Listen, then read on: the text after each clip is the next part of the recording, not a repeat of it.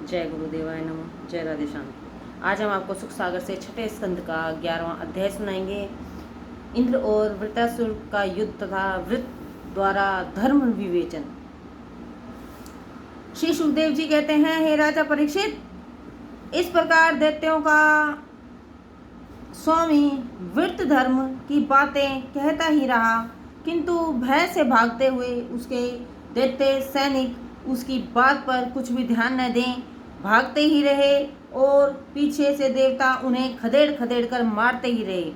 तब भागते हुए को मारना अधर्म है, ऐसा विचार कर वृत्रासुर ने देवताओं को प्रचारित कर कहा, हे अरे मूर्खों, क्या तुम्हें इतनी भी समझ नहीं है कि भागते हुओं को मारा नहीं जाता, डरे हुए को मारने से शूरों की प्रशंसा नहीं होती, किंतु इससे वे नरक के भागी होते हैं। हे शूद्रों, यदि तुम्हारे हृदय में अब भी युद्ध की लालसा बनी है तो आओ मेरे सामने युद्ध करो।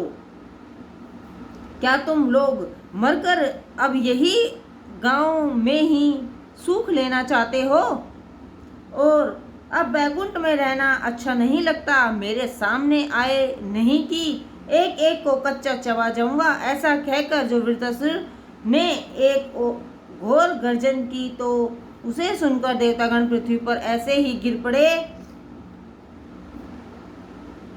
जैसे वज्र से मारे गए हों। उनकी सारी सेना मूर्छित हो पृथ्वी पर सो गई। वृत्र ने आंख मूंदकर सबको कुचल डाला। इंद्र ने गदा चलाई तो वृत्र ने उसे खंड खंड करके काट गिराया।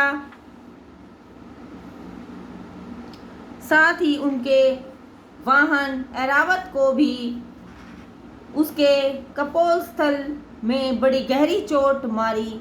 इंद्र का ऐरावत चक्कर खाकर 28 हाथ पीछे हट गया। उसके मुंह से फूटकर रक्त बहने लगा। इससे इंद्र को बड़ा दुख हुआ। उन्होंने ऐरावत के घाव को अपना हाथ फेर दिया। ऐरावत में फिर उत्साह आ गया, परंतु वृत्र ने ऐरावत को फिर मारा और कहा, रे पापी, ब्रह्मधाती गुरुधाती मूर्ख इंद्र, तू मेरा सामना क्या करता है? तू मेरे सामने नहीं ठहर सकता। मैं आज तुझे अपने शूल से मारकर अपने भाई के उऋण होऊंगा। रे दुष्ट, तू जैसा अविश्वासी मेरा सामना करने योग्य नहीं है।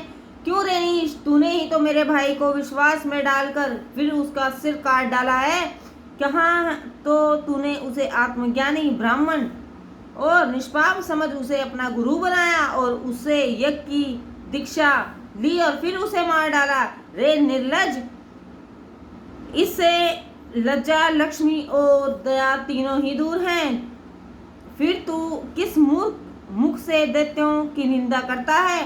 तू इस योग्य ही भी नहीं है कि मरने पर तेरा अग्नि संस्कार किया जावे।